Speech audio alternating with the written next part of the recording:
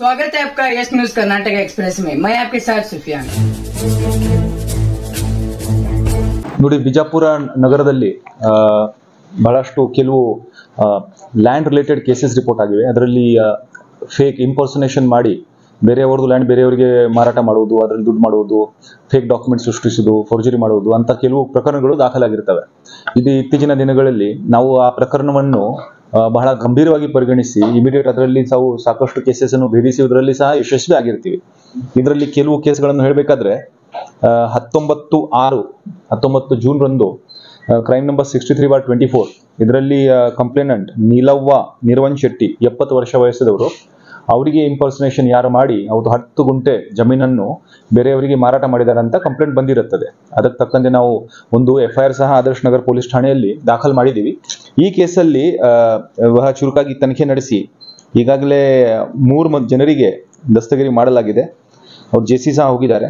ಒಬ್ಬ Shankar Chavan resident of Bhutnal ತಾಂಡ, ಇನ್ನೊಬ್ಬ ಭೀಮರಾಯ್ ಕಟ್ಟಿಮನಿ, ಮತ್ತೆ ಬಾಂಡ್ ರೈಟರ್ ನಾಗಪ್ಪ ಕೋಲ್ಕರ್, ಈ 3 ಜನರಿಗೆ ನಾವು ದಸ್ತಗಿರಿ ಮಾಡಿದ್ದೀವಿ.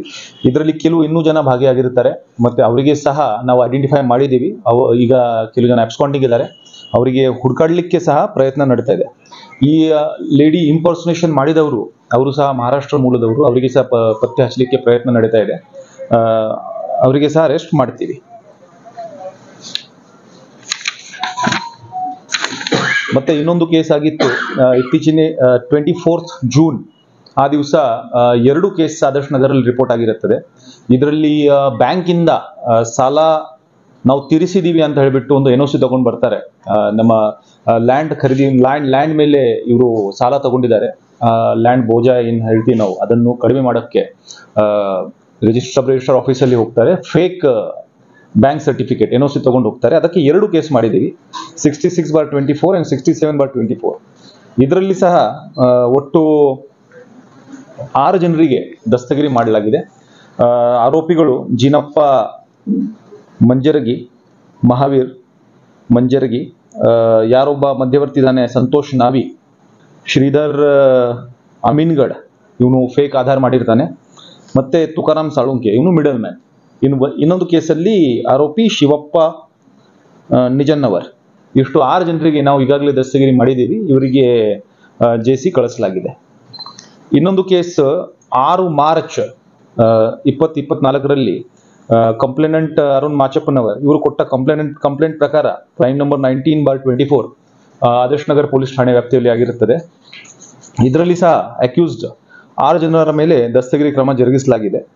ಇದರಲ್ಲಿ ಒಟ್ಟು 7 ಎಕರೆ ಆಸ್ಪಾಸು ಇರುವಂತಹ ಲ್ಯಾಂಡ್ ಅನ್ನು ಈ ಬೇರೆಯವರಿಗೆ ಇಂಪರ್ಸನೇಷನ್ ಮಾಡಿ ನಿಂತು ಅದು ಮಾರಾಟ ಆಗಿರುತ್ತದೆ. ವಿಕ್ಟಿಮ್ ಅದಕ್ಕೆ ಸಹ ಸುಮಾರು 88 ಲಕ್ಷ ಅಷ್ಟು ಹಣವನ್ನು ಪೇಮೆಂಟ್ ಮಾಡಿರ್ತಾರೆ. ಸೊ ಇದರಲ್ಲಿ ಯಾರು ಇಂಪರ್ಸನೇಷನ್ ಮಾಡಿದಾನೆ ಅವನು ಮೋಹನ್ ಹೆಗಡೆ, ಇವನಿಗೆ ಗದಗಿಂದ ನಾವು ಅರೆಸ್ಟ್ ಮಾಡಿದ್ದೀವಿ. ಅದರ ಜೊತೆಗೆ ಅಕ್ಬರ್ ಜುಮ್ನಾಳ್, ಇವನು ವಿಜಾಪುರದವನು, ಇವನು ಫೇಕ್ ಆಧಾರ್ ಕಾರ್ಡ್ ಮತ್ತೆ ಫೇಕ್ ವೋಟರ್ ಐಡಿ ಎಲ್ಲ ಮಾಡಿರ್ತಾನೆ. ಜಿತೇಂದ್ರ ಚವಾನ್, ಅಶೋಕ್ ರಾಠೋಡ್, ಪ್ರಕಾಶ್ ಚವಾನ್, 3 ಜನ ಭೂತನಾಳ್ ತಾಂಡದವರು, ಮತ್ತೆ ರಫೀಕ್ ತುರ್ಕಿ, ಇವನು ವಿಜಾಪುರದವರು. ಇವನು 6 ಜನ ಈಗಾಗಲೇ ದಸ್ತಗಿರಿ ಆಗಿದೆ. ಇದರಲ್ಲಿ ಇನ್ನೂ 3 ಜನ ಇನ್ನು ಕೆಲವು ಅಕ್ಯೂಸ್ಡ್ ಇದ್ದಾರೆ, ಅವರಿಗೆ ಸಹ ನಾವು ಐಡೆಂಟಿಫೈ ಮಾಡಿದ್ದೀವಿ. ಈಗ ಅಬ್ಸ್ಕಾಂಡಿಂಗ್ ಇದ್ದಾರೆ, ಅವರಿಗೆ ಸಹ ಅರೆಸ್ಟ್ ಮಾಡಲಾಗುವುದು. ಇನ್ನೊಂದು ಕೇಸ್, ಈಗ ನಾವು ಇತ್ತೀಚಿನ ದಿನಗಳಲ್ಲಿ ಏನು ಡ್ರೈವ್ ಮಾಡ್ತಾ ಇದ್ದೀವಿ, ಇದು ಇಲಿಗಲ್ ಲ್ಯಾಂಡ್ ರಿಲೇಟೆಡ್ ಇಶ್ಯೂಸ್ ಬಗ್ಗೆ, ಕ್ರೈಮ್ಸ್ ಬಗ್ಗೆ, ಅದನ್ನು ನೋಡಿ ಒಬ್ರು ಮುಂದೆ ಬಂದಿರ್ತಾರೆ. ಒಬ್ಬ ರಿಟೈರ್ಡ್ ಬ್ಯಾಂಕ್ ಮ್ಯಾನೇಜರ್ ನಾರಾಯಣ್ಕರ್ ಅಂತ ಹೇಳ್ಬಿಟ್ಟು, ಅವ್ರು 25 ಲಕ್ಷ ಕಳ್ಕೊಂಡಿರ್ತಾರೆ. 2 ವರ್ಷ ಹಿಂದೆ ಆದ ಘಟನೆ. ಸೊ ಇದರಲ್ಲಿ ಇವರಿಗೆ ಯಾವುದೋ ಒಂದು ಲ್ಯಾಂಡ್ ಸೇಲ್ ಮಾಡಿ, ಬೇರೆಯವನ ಹೆಸರಲ್ಲಿ ಇರುವಂತಹ ಲ್ಯಾಂಡ್ ಇಂಪರ್ಸನೇಷನ್ ಮಾಡಿ ಇವರಿಗೆ ಸೇಲ್ ಆಗಿರುತ್ತದೆ. ಇವರು 25 ಲಕ್ಷ ಕೊಟ್ಟಿರ್ತಾರೆ. ಆಮೇಲೆ ಗೊತ್ತಾಗುತ್ತೆ ನನಗೆ ಫ್ರಾಡ್ ಆಗಿದೆ. 2 ವರ್ಷ ಹಿಂದಿನ ಘಟನೆ. ಈಗ ಬಂದು ಕಂಪ್ಲೇಂಟ್ ಕೊಡ್ತಾರೆ, FIR ರಿಜಿಸ್ಟರ್ ಆಗುತ್ತೆ. ನಾವು ಆದರ್ಶ್ ನಗರ್ ಪೊಲೀಸ್ ಠಾಣೆಯಲ್ಲಿ ಮಾಡಿ ಆಮೇಲೆ ಸೇನ್ ಪೊಲೀಸ್ ಸ್ಟೇಷನ್ಗೆ ಇದನ್ನು ವರ್ಗಾವಣೆ ಮಾಡಿರ್ತೀವಿ. ಈ ಕೇಸಲ್ಲಿ ಸಹ ನಾವು ಆರೋಪಿಗಳನ್ನು ದಸ್ತಗಿರಿ ಮಾಡಿದ್ದೀವಿ. ಅದರಲ್ಲಿ ಆರೋಪಿ ನಂಬರ್ 1 ಚಾಂದ್ ಪೀರ್ ಇನಾಮ್ದಾರ್ ಅಲಿಯಾಸ್ ರಮ್ಲಿ ಚಾಂದ್, ಇವನು ರೌಡಿ ಶೀಟರ್ ಇದ್ದಾನೆ. ಇವನಿಗೆ ದಸ್ತಗಿರಿ ಮಾಡಿ. Teachers wanted. Fatma International School located at Asar Gali, Roshan Darwaza Road, Bijapur is seeking qualified lady teachers to join our team.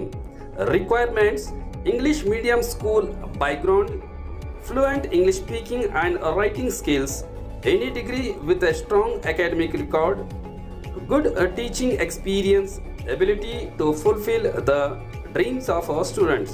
Location Fatima International School. Phone number 914-8904-786. Fatima International School is well established. Sikandar Mehboob Hadagali, Sikandar Ganganahalli, ದತ್ತು ತಿಕ್ಕುಂದಿ ಮತ್ತು ವಾಗೇಶ್ ಶಂಕರ್ ಪೋಳ್ ಇವರಿಗೆ arrest ಮಾಡಲಾಗಿದೆ. ಇದರಲ್ಲಿ ವಾಗೇಶ್ ಪೋಳ್ ಇವನು relation ಆಗಬೇಕು ವಿಕ್ಟಿಮ್ಗೆ, ಇವನು ಸಹ ಮಧ್ಯವರ್ತಿ ಆಗಿರ್ತಾನೆ. ಇನ್ನು ಕೆಲವು ಜನ ಇದರಲ್ಲಿ ಇದ್ದಾರೆ ಇನ್ವಾಲ್ವ್ ಆಗುವರು, ಅವರಿಗೆ ಸಹ ನಾವು ಐಡೆಂಟಿಫೈ ಮಾಡಿದ್ದೀವಿ, ಅವರಿಗೆ ಸಹ ದಸ್ತಗಿರಿ ಮಾಡಲಾಗುವುದು. ಈ ಎಲ್ಲ ಕೇಸಸ್ಗಳಲ್ಲಿ ಯಾವುದೊಂದು ಲ್ಯಾಂಡ್ ಪಾರ್ಸಲ್ ಇರುತ್ತದೆ, ವಿಕ್ಟಿಮ್ ಯಾರ ಹೆಸರಲ್ಲಿ ಲ್ಯಾಂಡ್ ಇದೆ, ಆ ಮನುಷ್ಯ ಇಲ್ಲಿ ಇರೋದಿಲ್ಲ ಅಥವಾ ವಯಸ್ಸಾಗಿದೆ ಅಥವಾ ರೆಗ್ಯುಲರ್ ಆಗಿ ಹೋಗಿ ಲ್ಯಾಂಡ್ ನೋಡ್ಕೊಳ್ಳಲ್ಲ ಅಂತ ಜಮೀನನ್ನು ಐಡೆಂಟಿಫೈ ಮಾಡಿ ಆ ಜಮೀನನ್ನು ಆ ವ್ಯಕ್ತಿ ಬದಲಾಗಿ ಬೇರೆಯವರಿಗೆ ಇಂಪರ್ಸನೇಟರ್ ಅಲ್ಲಿ ನಿಲ್ಲಿಸಿ ಒಂದು ಮನುಷ್ಯ ಸೃಷ್ಟಿ ಮಾಡಿ ಅವನಿಗೆ ಮಾರಾಟ ಮಾಡಿರೋದು ಈಗ ಕಂಡು ಬರುತ್ತದೆ. ಇನ್ನೂ ಕೆಲವು ಕೇಸಸ್ ಇದಾವೆ, ನಾವು ಇನ್ವೆಸ್ಟಿಗೇಷನ್ ಮಾಡ್ತಾ ಇದ್ದೀವಿ. ಅದರಲ್ಲಿ ಸಹ ಆರೋಪಿಗಳನ್ನು ನಾವು ಒಂದು ಹಂತಕ್ಕೆ ಬಂದಿದೆ, ಅದನ್ನು ನಾವು ಬೇರೆಯಾಗಿ ಮತ್ತೆ ಡಿಟೆಕ್ಟ್ ಆದ ನಂತರ ಬ್ರೀಫ್ ಮಾಡ್ತೀನಿ. ಈಗಾಗಲೇ ಈ ವಿಷಯದಲ್ಲಿ ಮಾನ್ಯ ಉಸ್ತುವಾರಿ ಸಚಿವರ ನೇತೃತ್ವದಲ್ಲಿ ಒಂದು ಸಭೆನೂ ನಡೆದಿತ್ತು. ಅದರಲ್ಲಿ ಎಲ್ಲ ಇಲಾಖೆಗಳಿಗೆ ಸಹ ಸೂಚನೆ ನೀಡಲಾಗಿದೆ. ಜಿಲ್ಲಾಡಳಿತ ಸಹ ಇದರಲ್ಲಿ ಬಹಳ ಸೀರಿಯಸ್ ಆಗಿ ಪರಿಗಣಿಸಿದೆ. ನಾವು ಸಹ ಅದನ್ನು ಪೊಲೀಸ್ ಇಲಾಖೆಯಿಂದ ನಾವು ಸಹ ಆದಷ್ಟು ಕೇಸಸ್ ರಿಜಿಸ್ಟರ್ ಮಾಡಿ, ಇನ್ನು ಉದಾಹರಣೆಗೆ ನಾರಾಯಣ್ಕರ್ ಅವರು 2 ವರ್ಷ ಬಿಟ್ಟು ಬಂದಿದ್ದಾರೆ, FIR 2 ವರ್ಷ ಬಿಟ್ಟು ರಿಜಿಸ್ಟರ್ ಆಗಿದೆ. ಈ ರೀತಿ ಇನ್ನೂ ಜನ ಇರಬಹುದು, ಅದು ಘಟನೆ ನಡೆದಿದೆ ಬಟ್ ಅವರು ಮುಂದೆ ಬಂದು FIR ರಿಜಿಸ್ಟರ್ ಮಾಡಿಲ್ಲ.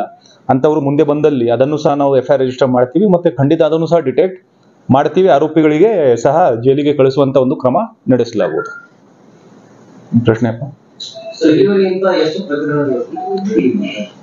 ಈಗ ರಿಜಿಸ್ಟರ್ ಆಗ್ತಾ ಬಂದಿದೆ, ಬಟ್ ಇಷ್ಟು ನಾವು ಫೋಕಸ್ ಆಗಿ ಫುಲ್ ಎಲ್ಲ ಎನರ್ಜಿ ಇಟ್ಟು ಡಿಟೆಕ್ಟ್ ಮಾಡೋದು, ಅರೆಸ್ಟ್ ಮಾಡೋದು, ಅದು ಕಂಟಿನ್ಯೂಸ್ ಎಫರ್ಟ್ ನಾವು ಈ ಸಲ ಮಾಡ್ತಾ ಇದ್ದೀವಿ.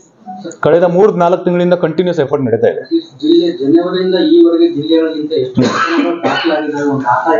ಡೇಟಾ ನೋಡ್ರಿ, ಈಗಲೇ ನಾನು ಹೌದು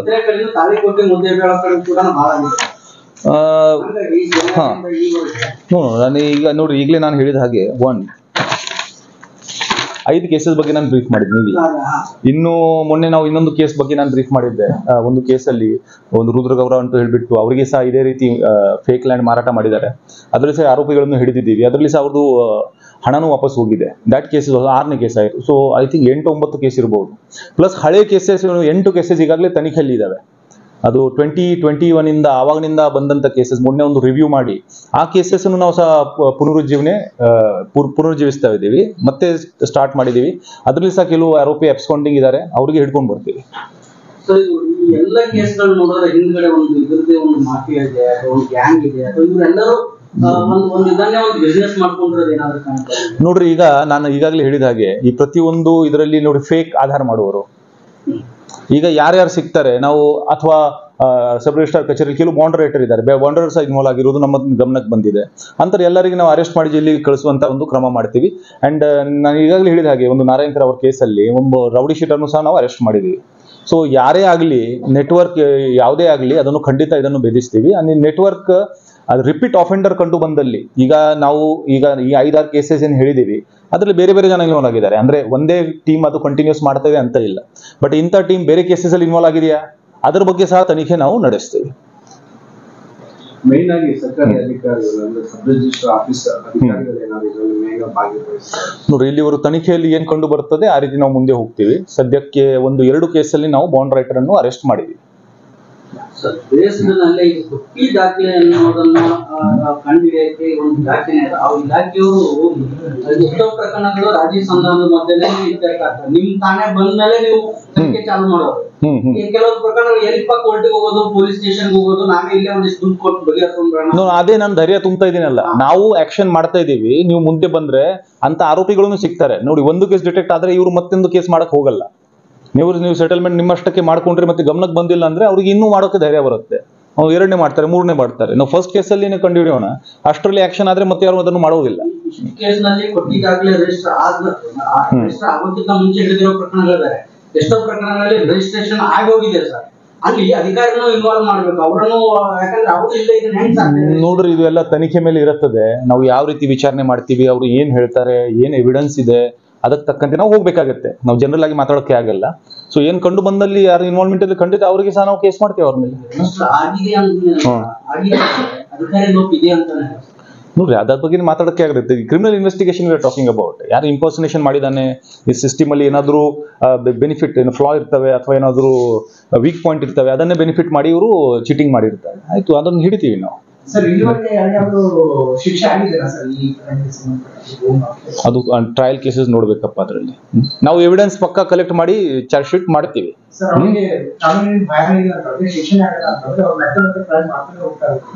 ಅದು ಬೇರೆ ವಿಚಾರಪ್ಪ. ಅದನ್ನು ನಾವು ಅದಕ್ಕೆ ಟ್ರಯಲ್ ನಡೆಸಬೇಕಾಗತ್ತೆ, ಎವಿಡೆನ್ಸ್ ಪ್ರೆಸೆಂಟ್ ಮಾಡಬೇಕಾಗತ್ತೆ. ಇದೀಸ್ ಆರ್ ಚೀಟಿಂಗ್ ಕೇಸಸ್. ನೀವು understand one thing, cheating cases. ಇದು ಭೂ ಹಗರಣ ಅನ್ನೋದು ಬಹಳ ಹಳೆಯಿಂದ ಬಂದಿದ್ದು. ಇದು ನಾನು ಹಿಂದೆ ಇದನ್ನ ತುಂಬಾ ಕೇಳಿದ್ದೀನಿ, ಒಂದೆರಡು ಆರ್ಟಿಕಲ್ ಮಾಡಿದ್ದೀನಿ. ಬಟ್ ಇದು ಕಾಗದ ಪತ್ರಗಳು ಇರೋದ್ರಿಂದ ಪೊಲೀಸ್ ಸ್ಟೇಷನ್ ನಾನೇ ಕರ್ಕೊಂಡು ಹೋದಾಗ ಏನಂದ್ರು ಪೊಲೀಸ್ ಆಫೀಸರ್ಸ್, ಇದು ಕೋರ್ಟಿಗೆ ಸಂಬಂಧಪಡ್ತದೆ, ಯಾಕಂದ್ರೆ ಎಲ್ಲ ಕಾಗದ ಪತ್ರಗಳು ಅವ್ರದ್ದು ಇರ್ತದೆ, ನೀವು ಹೆಂಗಾಯ್ತು ನೋಡಿ. ನೀವು ಅಂಡರ್ಸ್ಟ್ಯಾಂಡ್ ಒನ್ ಥಿಂಗ್, ಇದರಲ್ಲಿ criminal offence is impersonation, forgery. ಇದು ನಾವು ಸಿವಿಲ್ ಡಿಸ್ಪ್ಯೂಟ್ ಬಗ್ಗೆ ಮಾತಾಡ್ತಾ ಇಲ್ಲ, ಅದು ಮಿಸ್ಗೈಡ್ ಆಗುವಂತ ಅವಶ್ಯಕತೆ ಇಲ್ಲ. ಸಿವಿಲ್ ಡಿಸ್ಪ್ಯೂಟ್ ಬೇರೆ ಇರ್ತದೆ, ಇಲ್ಲಿ ಕ್ರೈಮ್ ಆಗಿದೆ ಅಲ್ಲ. ಬೇರೆ ಯಾವ ಹೆಸರಿನಲ್ಲಿ ಇರುವಂತ ಹೊಲವನ್ನು ಬೇರೆಯವನು ನಿಂತು ಇಂಪರ್ಸನೇಷನ್ ಮಾಡಿ ಫೋರ್ಜರಿ ದಾಖಲೆ ಸೃಷ್ಟಿ ಮಾಡಿ ಸೇಲ್ ಮಾಡಿದ್ರೆ ಕ್ರೈಮ್ ಆಗಿದೆ. ನಾವು ನಮ್ಮಲ್ಲಿ ರಿಜಿಸ್ಟರ್ ಮಾಡಿ ಇನ್ವೆಸ್ಟಿಗೇಟ್ ಮಾಡ್ತೀವಿ ಅದನ್ನು. ಈಗ ಮುಂದಿನ ಬಹಳ ಜನ ಇದ್ದಾರೆ ಸರ್, ಹೊರಗಡೆ ಎದುರ್ಕೋತಾರೆ, ಬರಕ್ಕೆ ಅದೇ ಕೋರ್ಟ್ ಹೋಗಿ ಕಚೇರಿ ಎಲ್ಲ ಅಡ್ಡಾಡೋದು, ಈಗ ಹೇಳಿದ್ರಲ್ಲ ಹಂಗೆ ಅಂತ ಹೇಳಿ. ಈಗ ಅವ್ರಿಗೆ ಬಟ್ ಲಾಸ್ ಆಗಿದೆ. ಫಾರ್ ಎಕ್ಸಾಂಪಲ್, ಇವ್ರು 25 ಲಕ್ಷ ಕಳ್ಕೊಂಡಿದ್ದಾರೆ. ರಿಟೈರ್ಡ್ ಮನುಷ್ಯ 25 ಲಕ್ಷ ಕಳ್ಕೊಂಡಿದ್ದಾರೆ. ಸೇವಿಂಗ್ ಆಗಿರುತ್ತೆ. ರಿಟೈರ್ಡ್ ಆದ ನಂತರ ಹಣವನ್ನು ಇಟ್ಟು ನಾವು ಲ್ಯಾಂಡ್ ಖರೀದಿ ಮಾಡುವಂತ ಪ್ಲಾನ್ ಮಾಡಿರ್ತಾರೆ. ಮತ್ತೆ ಅವ್ರದೇ ಹೋಗಿದೆ, ಮತ್ತೆ ಏನ್ ಪ್ರಯೋಜನ? ನೀವು ಹಣ ವಾಪಸ್ ಹೇಗೆ ಬರ್ತದೆ? ರಿಕವರಿ ಆಗ್ಬೇಕು. ನೀವು ಕೇಸೇ ಮಾಡಿಲ್ಲ ಅಂದ್ರೆ ಯಾರು ಕೊಡ್ತಾರೆ ನಿಮ್ಗೆ? ಮತ್ತೆ ಯಾರು ಆರೋಪಿ ಇದ್ದಾರೆ ಅವರಿಗೆ ಸಹ ನೀವು ಅಕೌಂಟೇಬಲ್ ಮಾಡಬೇಕಲ್ಲ. ಕೇಸ್ ಆಗ್ಲೇಬೇಕು. ಮುಂದೆ ಧೈರ್ಯದಿಂದ ಮುಂದೆ ಬರಬೇಕು. ಪೊಲೀಸರಿಗೆ ಮಾಹಿತಿ ಕೊಟ್ಟಿದ್ದಲ್ಲಿ ನಾವು ಖಂಡಿತ ಅದರ ಮೇಲೆ ಆಕ್ಷನ್ ಮಾಡ್ತೀವಿ. FIR ರಿಜಿಸ್ಟರ್ ಮಾಡಲಾಗುವುದು, ಇನ್ವೆಸ್ಟಿಗೇಟ್ ಮಾಡಲಾಗುವುದು. ಯಾವುದೇ ಹೊಸ ಸುದ್ದಿಯನ್ನ ನೋಡಲು ನಮ್ಮ ಎಸ್ ನ್ಯೂಸ್ ಕರ್ನಾಟಕ ಎಕ್ಸ್ಪ್ರೆಸ್ ನ ನೋಡ್ತಾ ಇರಿ. ಹಾಗೆ ನಮ್ಮ ಚಾನೆಲ್ ನ ಸಬ್ಸ್ಕ್ರೈಬ್ ಮಾಡಿ, ಬಾಜು ಇರುವ ಬೆಲ್ ಐಕಾನ್ ಅನ್ನ ಕ್ಲಿಕ್ ಮಾಡಿ. ಹಾಗೆ ನಮ್ಮ ಚಾನೆಲ್ ನ ಲೈಕ್ ಮಾಡಿ, ಶೇರ್ ಮಾಡಿ. ನಮ್ಮ ನಡೆ ಸತ್ಯದ ಕಡೆ.